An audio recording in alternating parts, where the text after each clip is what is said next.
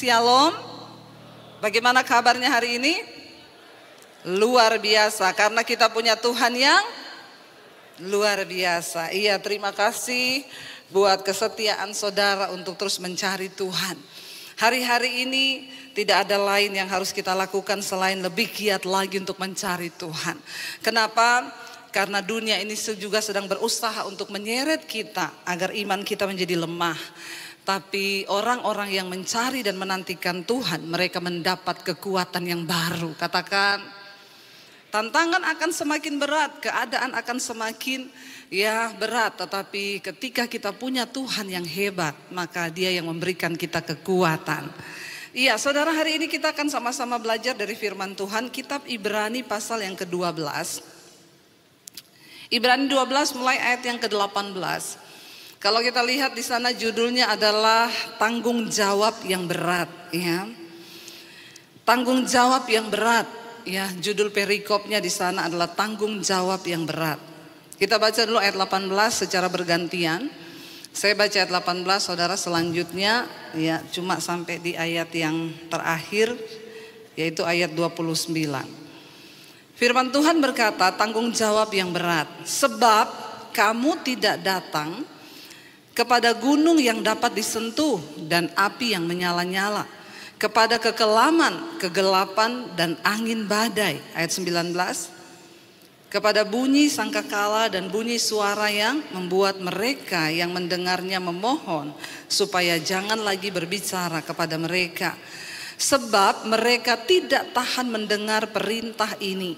Bahkan jika binatang pun yang menyentuh gunung, ia harus dilempari dengan batu. Ayat 21.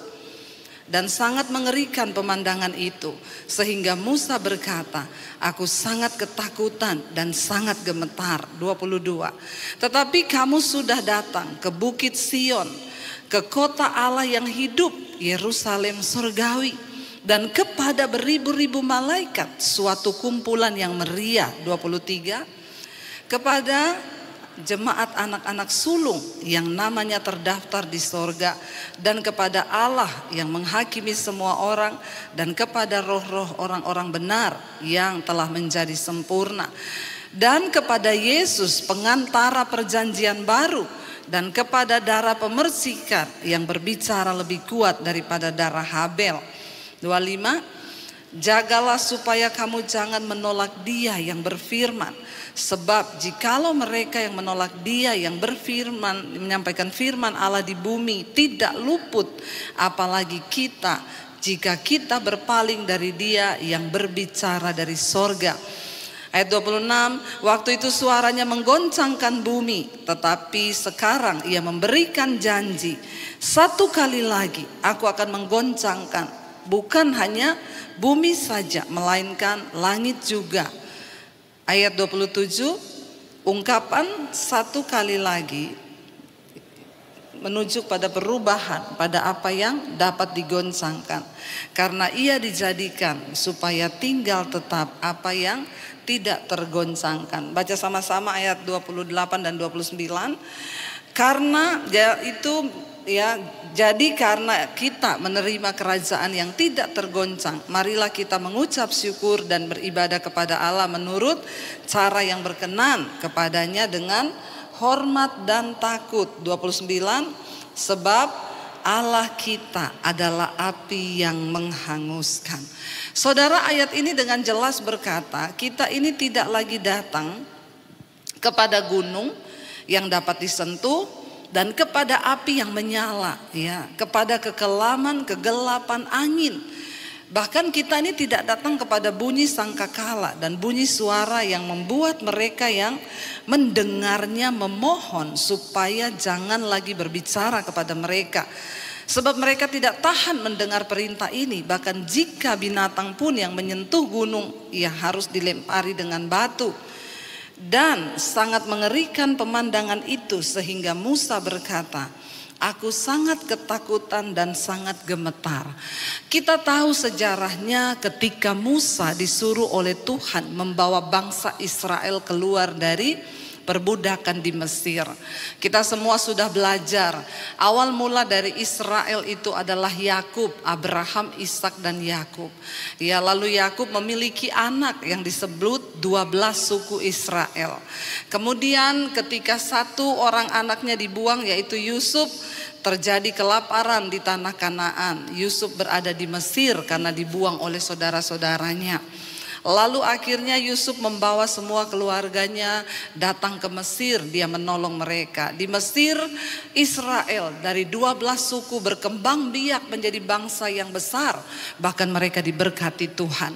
Orang Mesir pun iri hati. Lalu akhirnya mereka disuruh kerja paksa, diperbudak, diperhamba. Di tengah keadaan yang tidak enak itu, Tuhan mengutus Musa untuk membawa bangsa ini keluar. Karena Tuhan mendengar teriakan mereka ketika mereka berseru. Lalu mereka dibawa, saudara, penuh dengan sungut-sungut. Bangsa ini memberontak, mereka berdosa. Akhirnya Tuhan pun menyatakan diri lewat berbagai-bagai cara kepada bangsa ini.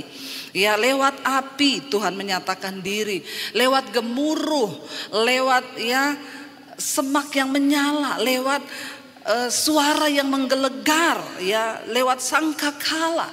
Tetapi ketika Tuhan menyatakan diri dalam bentuk-bentuk yang menakutkan ini, bangsa ini menjadi sangat ketakutan.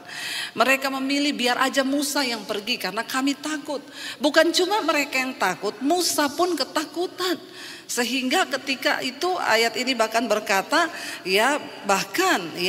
sangat mengerikan pemandangan itu, sehingga Musa berkata, aku sangat ketakutan dan sangat gemetar. Gambaran tentang Allah di perjanjian lama adalah sosok yang begitu menakutkan. Ketika dia hadir dalam kekudusan, tidak ada orang boleh mendekat. Bahkan semua yang tidak kudus mati disambar di hadapannya. Tetapi di zaman perjanjian baru, ketika Tuhan akhirnya memperbarui, dia datang dalam rupa manusia, yaitu Yesus. Dia datang membawa kasih karunia. Kita tidak lagi datang kepada api yang menghanguskan. Kita tidak lagi datang kepada gemuruh yang bisa membunuh kita kapanpun. Tetapi kita datang, di sini dikatakan, saudara, kamu sudah datang ke Bukit Sion, kota Allah yang hidup, Yerusalem sorgawi, dan kepada beribu-ribu malaikat, suatu kumpulan yang meriah, dan kepada jemaat anak-anak sulung yang namanya terdaftar di sorga, dan kepada Allah yang menghakimi semua orang, kepada roh-roh orang benar yang telah menjadi sempurna, dan kepada Yesus, pengantara perjanjian baru, dan kepada darah pemercikan yang berbicara lebih kuat daripada darah Habel. Hari ini kita beribadah, kita datang di dalam nama Yesus, bukan lagi kepada api yang menyala yang membuat orang Israel menjadi takut. Hari ini kita semua bisa melayani Tuhan, tetapi ingat, bukan berarti karena Kristus datang membawa kasih karunia sehingga kita juga bebas hidup semau-maunya kita. Kalau kita membaca di sana dikatakan tanggung jawab yang berat. Justru karena Tuhan datang membawa kasih karunia, kita harus sungguh-sungguh menghormati itu. Ada sebuah tanggung jawab yang berat yang Tuhan berikan kepada kita untuk kita hidup di dunia ini. Kalau zaman dulu, saudara, orang itu habis bersinah, dia nggak berani melayani. Mereka nggak berani. Kenapa? Bisa mati langsung terbakar dalam kekudusan Tuhan. Kalau sekarang orang habis bersinah, dia homoseksual, dia mau ngapain, dia bisa naik turun mimbar. Kenapa? Karena Allah bukan lagi api yang menghanguskan. Kita ada di zaman kasih karunia. Tetapi jangan lupa ada sebuah tanggung jawab yang berat yang sudah Tuhan berikan kepada kita. Kristus telah mati bagi kita. Karena itu, mari kita menghormati kasih karunia Allah. Bahkan ada banyak bapak-bapak yang berselingkuh datang, saudara, dan dia bilang sama istrinya, buktinya saya berselingkuh, usaha saya tetap diberkati. Buktinya saya aman-aman aja tuh, Tuhan tidak menghukum saya nggak mati kecelakaan, saya nggak begini-begini. Memang, saudara, bahkan kita melihat orang-orang yang hidup di dalam dosa hari-hari ini seolah-olah aman hidup mereka. Seolah-olah nyaman hidup mereka. Tapi hati-hati, firman Tuhan berkata, jangan bermain-main dengan kasih karunia. Ada sebuah tanggung jawab yang berat yang Tuhan berikan kepada kita. Di sini dikatakan saudara, ya, ayat 25, jagalah supaya kamu jangan menolak Dia yang berfirman. Sebab jikalau mereka yang menolak Dia yang berfirman, menyampaikan firman Allah di bumi, tidak luput, apalagi jika kita berpaling dari Dia yang berbicara dari sorga. Kita gak langsung dihukum sekarang, kita gak langsung mati sekarang. Kita hidup dalam dosa, kita jatuh bangun, rasanya kita aman saudara. Tapi firman ini berkata, jagalah jangan sampai engkau menolak ya Dia yang menyampaikan firman, Dia yang berfirman. Sebab jikalau mereka yang menolak Dia yang menyampaikan firman Allah di bumi, ya, tidak luput dari penghukuman, apalagi kita berpaling dari Allah Bapa yang ada di sorga. Hari ini kita semua mendengarkan firman Tuhan, tapi banyak orang yang hanya mendengar dan mereka tidak mau melakukan. Itu artinya engkau menolak firman Tuhan. Bagaimana respon kita ketika kita mendengarkan firman Tuhan? Itu yang Tuhan lihat. Jangan sampai kita menolak firman Tuhan saudara. Ketika engkau mendengarkan firman, ketika engkau membaca firman, mari kita sungguh-sungguh mau berusaha untuk melakukan. Mari kita sungguh-sungguh untuk berusaha berkata, yes Tuhan, aku mau melakukan firman ini. Karena goal dari seorang Kristen itu adalah bukan ketika engkau rajin masuk gereja, bukan ketika engkau melayani di atas mimbar, bukan itu goal dari kekristenan. Apa goal dari kekristenan? Waktu hidupmu berubah karena engkau melakukan firman. Kita mau lompat-lompat juga nyanyi di gereja, kalau hidupmu gak berubah percuma saudara. Kalau kita lihat Ibrani pasal yang ke-12 ayat yang pertama, firman Tuhan berkata begini di sana. Ibrani 12 ayat yang ke-1. Di sana firman Tuhan berkata demikian. Ibrani 12 ayat 1. Karena kita mempunyai banyak saksi, bagaikan awan yang mengelilingi kita, marilah kita menanggalkan semua beban dan dosa yang begitu merintangi kita, dan berlomba dengan tekun dalam perlombaan yang diwajibkan bagi kita. Ayat ini berkata, di sekeliling kita ini kita memiliki banyak saksi, bagaikan awan saksi hidup kita.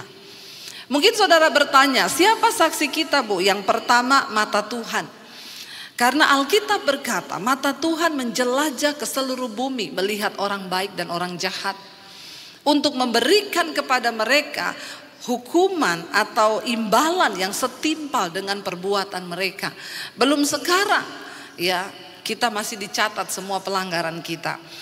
Yang pertama saksi kita adalah mata Tuhan. Yang kedua saksi kita siapa? Yang kelihatanlah manusia. Kita memiliki saksi yaitu manusia. Di dalam rumah istri saksimu itu suami. Ya, suami saksimu itu istri, anak-anak. Keluar dari rumah ada tetangga yang menjadi saksi kita. Di gereja ada jemaat yang menjadi saksi kita. Kita semua saling bersaksi tentang hidup kita masing-masing. Makanya ada yang bilang, itu ya Bu, bolak-balik rajin ke gereja, tapi kelakuannya suka nipu, suka nyolong. Nah ini karena ada saksi. Yang berikutnya saksi yang tidak terlihat itu ada malaikat, yang seperti awan mengelilingi kita. Yang berikutnya yang tidak kalah saksi hidup kita itu siapa? Setan. Setan bisa lihat kita walaupun kita tidak bisa lihat setan. Saya kemarin di Jakarta saudara, ada satu orang dia itu telepon saya, Bu, saya nggak tahu. Jadi dia itu tadinya kena COVID, lalu koma. Waktu dia koma, dia bilang dia seperti orang tenggelam gitu ya, tidak bisa bernapas. Lalu dia mendengar ada suara yang berkata, ada sosok laki-laki yang muncul dan seluruh tubuhnya itu bersinar. Dan saya bilang dia itu Tuhan. Lalu dia bilang sosok itu datang, Tuhan berkata, belum saatnya kamu ada di sini. Kamu harus pergi dari sini dan kamu harus hidup. Lalu seperti dia di dalam air yang tenggelam itu, Tuhan mendorong dia dari dalam air itu, lalu dia seperti keluar dari dalam air itu dan akhirnya dia bisa bernapas. Karena waktu itu dia di ruang ICU, sudah dipasangin ventilator, dia koma. Akhirnya dia bisa bernapas, hari itu dia sadar. Ketika dia sadar saudara, dia keluar rumah sakit, dia telepon saya. Bu, saya sekarang kok aneh ya, kenapa? Saya sekarang bisa lihat setan. Jadi saya tidak nyaman sekali ibu. Saya pergi ke rumah sakit, dia bilang itu kayak pasar isinya setan tok. Mulai dari setan anak-anak sampai setan yang perempuan gendong bayi, ada tangan yang berjalan, ada kepala tanpa badan. Aduh, saya benar-benar terganggu ibu, saya tidak mau melihat-lihat yang seperti itu. Saya bilang, ya iya nanti coba ya kalau kita ada waktu kita ketemu. Karena dia tinggal di luar kota, nanti kita berdoa, minta Tuhan tutup itu. Ya, tapi dia bilang, tapi saya bisa lihat bu, kalau ada orang dia punya ilmu, ilmunya itu mengikuti dia itu digendong oleh satu makhluk, saya bisa lihat. Saya bilang sebenarnya sih kalau kamu berani ya pakai aja itu untuk pelayanan, doa pelepasan. Karena dia bisa lihat ada satu pria jalan, dia bilang ya itu di kakinya itu diganduli sama makhluk yang separuh badannya wanita tapi separuhnya itu berbentuk kodok.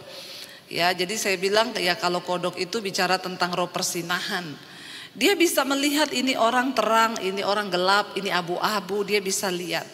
Saya bilang kalau kamu nyaman sebenarnya kamu bisa langsung datangi orangnya dan bilang ya bertobat. Lalu akhirnya dia doakan orang yang diganduli makhluk itu. Dia bilang saya berdoa bu buat dia. Saya doakan dalam nama Yesus. Tadinya makhluk itu gak mau pergi, tapi saya usir dalam nama Yesus. Sebenarnya bagus juga ya kalau ada yang begini. Nanti biar kita ajak datang sini, dia bisa lihat mana-mana yang diganduli setan-setan. Siapa yang diganduli kodok, ada yang diganduli kelelawar, biar bisa tahu ya. Terutama ibu-ibu, bawa suamimu ya, biar dia bisa lihat. Pasti suami-suami langsung takut itu. Ya, sebenarnya saudara, nah di alam roh itu begitu.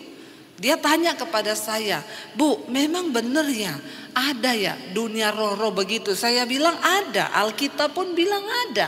Kenapa Alkitab mengingatkan kita bahwa ada setan, ada roh-roh jahat di udara. Dia bilang saya pergi ke Curug ya, air terjun dengan suami saya, tapi itu setannya beda bu, di bawah pohon bentuknya makhluk tapi ada tanduk gitu di kepalanya. Kalau itu beda lagi, itu namanya roh teritorial, penguasa setempat. Ada yang begitu, mereka bisa menyerang manusia, bisa yang buka celah ya. Tetapi setan-setan yang mengikuti itu, kalau orang hidup dalam kenajisan, ada yang ikuti saudara. Nggak usah gini-gini ya. Saudara yang suka selingkuh itu ada yang ikutin ya, makanya engkau sering sakit kepala, puyeng, pusing ya, karena memang ada setan. Bahkan sekarang banyak perselingkuhan itu, banyak wanita-wanita pelakor di luar sana pakai ilmu. Mereka datang ke dukun, minta supaya kalau ada bapak-bapak kaya yang lihat bisa tertarik kepada dia. Makanya bapak-bapak harus banyak berdoa ya. Amin bapak-bapak. Ada orang di sini? Bapak-bapak ada amin? Yang kenceng amin ya. Ya, banyak berdoa. Kenapa? Karena di luar sana setan pun bekerja luar biasa. Karena setan tahu waktunya sudah sangat singkat. Saya melayani banyak saudara. Bahkan tidak sedikit yang berujung pada bunuh diri. Dosa demi dosa itu mendatangkan maut. Ya, tetapi ayat ini berkata, karena kita memiliki banyak saksi. Saya bilang kepada orang itu, di dunia nyatanya alam roh, ya memang seperti itu. Ngeri nggak saudara? Dia bilang di mana-mana tuh setan. Iya bu, bener, di mana-mana tuh setan bu. Ya memang sebenarnya di dalam dunia roh seperti itu, tapi kan kita nggak lihat. Saudara kan nggak lihat. Dimana makanya kenapa kita nih kalau pergi ke hutan, pergi kemana perlu berdoa. Ya memang ada roh-roh penunggu, ada roh-roh teritorial. Tapi itu ya setan-setan yang mengikuti itu ada saudara. Bahkan yang dia bilang banyak Bu yang diganduli Bu. Saya lihat orang tuh jalan diganduli di tangannya, di kaki, ada yang di punggungnya nempel. Makanya hati-hati saudara. Jangan engkau pikir engkau bikin dosa itu biasa. Ya, itu ada roh yang menunggangi hidupmu. Yang tiap hari marah-marah, nah itu ada setan itu menunggangi. Enggak usah angkat tangan. Bertobat saja. Ya, ada saudara. Tapi akhirnya dia bilang, saya tidak mau seperti ini Bu. Bisakah ibu mendoakan saya? Akhirnya beberapa waktu lalu saya mendoakan dia. Dan beberapa hari yang lalu saya tanya, gimana masih lihat-lihat enggak? Puji Tuhan Bu, udah tidak. Lega saya Bu. Karena kadang kaget, dia bilang lagi diam-diam muncul ting. Dia bilang saya tidak takut Bu. Karena saya percaya roh saya lebih besar. Cuma kaget-kaget aja. Tiba-tiba anak kecil muncul, tiba-tiba kepala tanpa badan muncul. Jadi tidak enak mengganggu. Tapi akhirnya kita berdoa, puji Tuhan Roh Kudus akhirnya kembali ya menutupi matanya. Dan akhirnya dia sekarang sudah terbebas, nggak bisa lihat-lihat lagi. Tapi ayat ini berkata di sekeliling kita tuh banyak saksi. Jadi saudara di gereja mau nyanyi, mau angkat tangan, tapi ketika engkau di luar sana berbuat dosa, setan lihat hidupmu. Setan bilang tuh kalau hari Minggu, ya pelayanan di gereja, nyanyi, padahal di belakang. Tapi kita orang nggak tahu, tapi setan tahu. Makanya ayat ini bilang, karena kita mempunyai banyak saksi, bagaikan awan yang mengelilingi kita, marilah kita menanggalkan semua beban dan dosa yang begitu merintangi kita dan berlomba dengan tekun dalam perlombaan yang diwajibkan bagi kita. Kita semua ada di dalam gelanggang pertandingan. Tetapi ada hal-hal yang akan menghalangi kita bertanding dengan tekun sampai pada garis akhir. Itu apa? Beban dan dosa. Kita ini sudah datang kepada gunung kudusnya Tuhan. Kita sudah datang di kota kudusnya Allah. Yerusalem, Sion, kota kudus Allah. Kita sudah datang kepada darah pemercikan perjanjian baru, yaitu darah Yesus. Tetapi ingat saudara, jagalah kata firman Tuhan. Jagalah, memang kita sudah tidak datang pada api yang langsung membunuh kita ketika kita berdosa. Tapi justru karena itu, jaga baik-baik.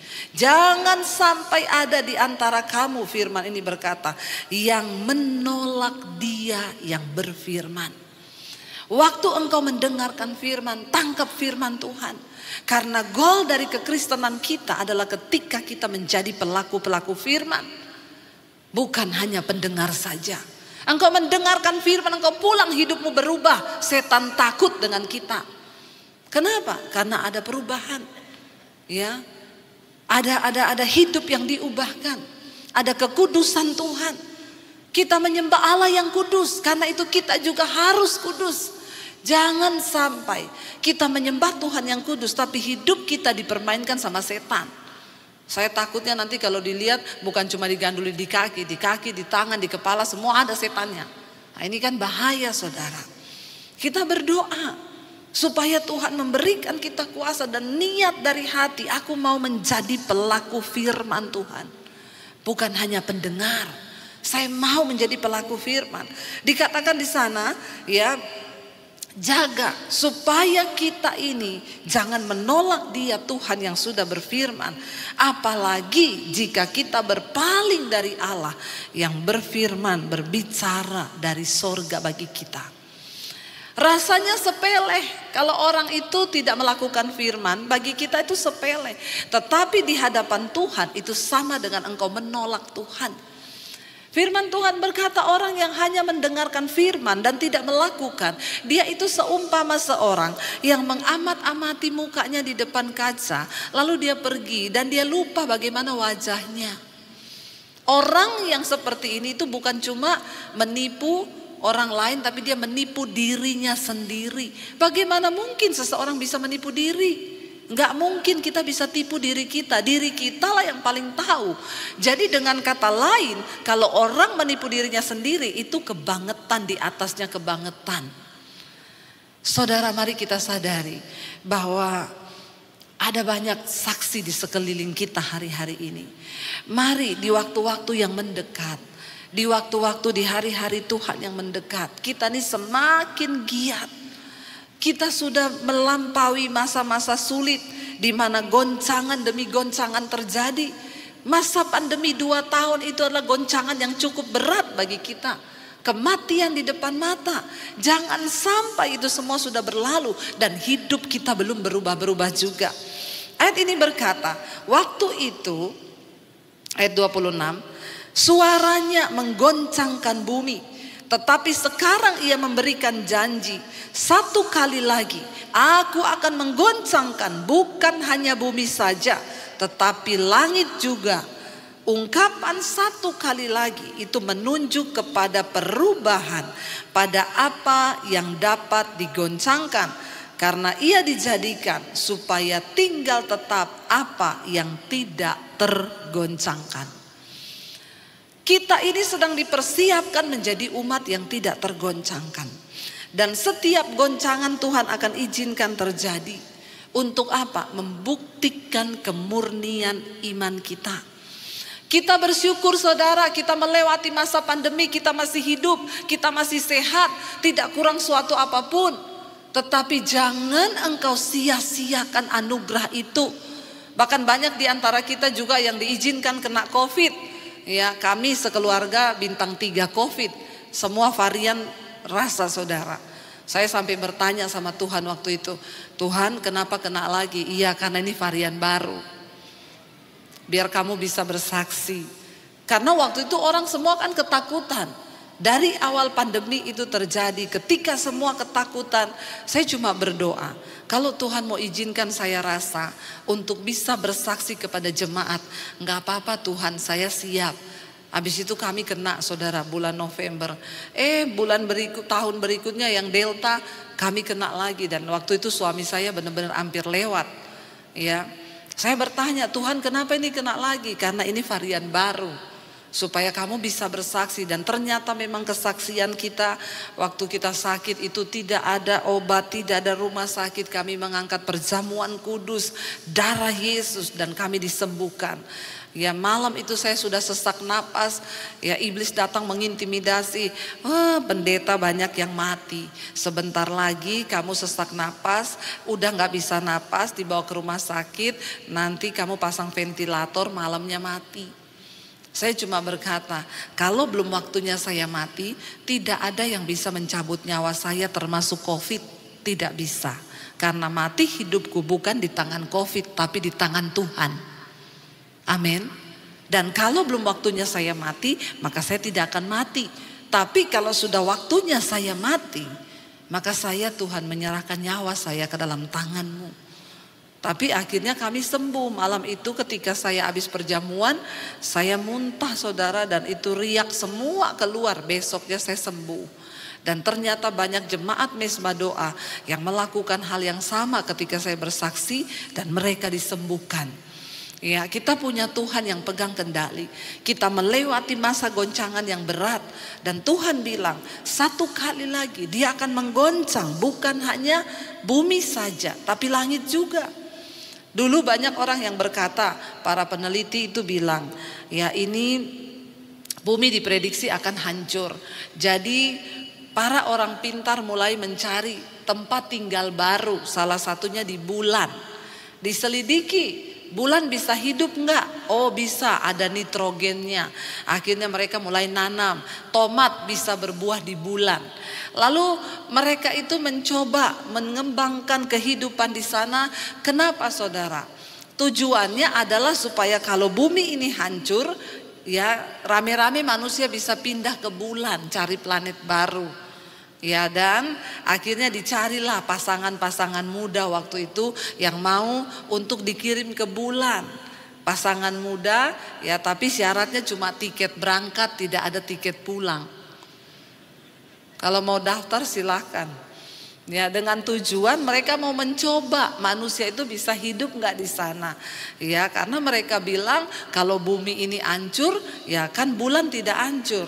Padahal firman Tuhan bilang semua akan hancur secara demikian. Tata surya, semua planet-planet itu akan hancur. Saya juga bingung kalau akhirnya benar manusia bisa hidup di bulan, tinggal di sana. Ya, nanti doa Bapa kami dirubah ya. Datanglah kerajaanmu di bulan seperti di surga, bukan di bumi. Tapi saudara, ya ternyata manusia tidak cukup pinter. Ya, mereka mencari kehidupan yang lain. Akan digoncang, bukan hanya bumi, tetapi langit juga kata firman Tuhan. Berarti semua yang ada di langit juga tergoncang.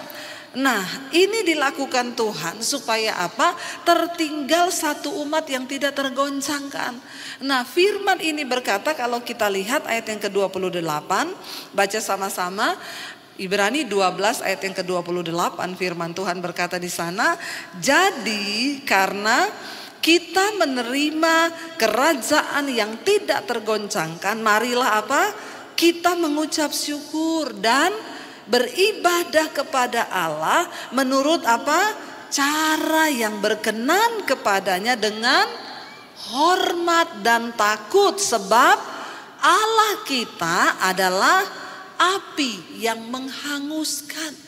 Memang dia tidak menghanguskan sekarang, tapi satu saat nanti kita semua akan berdiri di hadapan tahta pengadilan Kristus untuk memberikan pertanggungan jawab atas hidup kita di bumi ini. Karena itu kita sekarang, puji Tuhan, haleluya, 12 kali dikatakan memang dunia ini akan digoncang. Tetapi saudara dan saya, kita menerima satu kerajaan yang tidak goncangkan, yaitu kerajaan Allah di dalam nama Tuhan Yesus. Karena dari itu mari kita mengucap syukur kepada Tuhan dan beribadah kepada Allah kita menurut cara yang berkenan kepadanya dengan hormat dan takut. Apa itu ibadah yang sejati? Persembahkanlah tubuhmu sebagai persembahan yang hidup, yang kudus, yang berkenan kepada Allah. Itu ibadahmu yang sejati. Mari hari-hari ini, mau saudara di rumah, saudara di tempat pekerjaan, bilang, Tuhan, aku mau beribadah kepadamu dengan cara yang berkenan.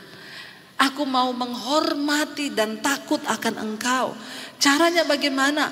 Mempersembahkan tubuhku yang hidup, yang kudus, berkenan kepada Allah. Itu ibadah yang sejati. Mari kita sama-sama berdoa supaya Tuhan memberikan kita kekuatan terus berubah, saudara. Jangan sampai terlambat. Jangan sampai engkau keluar dari kerajaan yang tidak tergoncang. Hanya orang-orang yang mempersembahkan hidup dan tubuhnya kepada Tuhan dengan cara yang benar, merekalah yang menerima kerajaan yang tidak tergoncangkan itu. Keadaan ke depan semakin tidak menentu, tapi firman berjanji, kita orang-orang yang dikuduskan Tuhan, orang-orang yang rohnya disempurnakan, tadi dikatakan di atas. Kita orang-orang yang telah dikumpulkan oleh Tuhan. Kita berada di dalam satu kerajaan yang tidak tergoncang. Karena itu sekalipun dunia ini berlalu, kita tidak perlu takut. Ada jaminan hidup di dalam kekekalan bersama dengan Tuhan Bapa kita yang memberikan kita janji ya dan amin, dan Dia tidak pernah berubah. Saya undang para imam musik maju ke depan.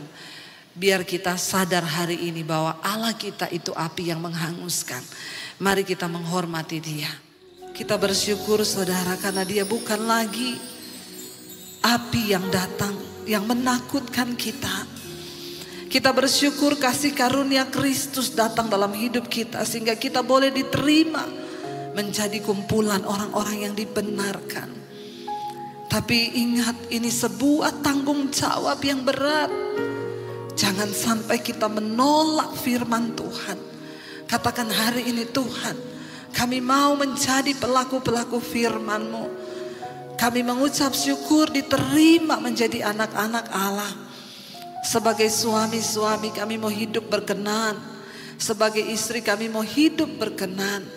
Kami persembahkan tubuh kami Tuhan sebagai persembahan yang hidup, kudus dan berkenan kepada Bapa. Kalau ada di antara kami yang masih ada dalam dosa hari ini, datang kepada Tuhan, akui dosamu saudara. Sebab Dia Tuhan yang menerima setiap kita yang mau datang mengaku dosa. Berbahagialah orang yang mengakui dosanya dan diampuni. Kasih karunia-Nya begitu besar bagi kita.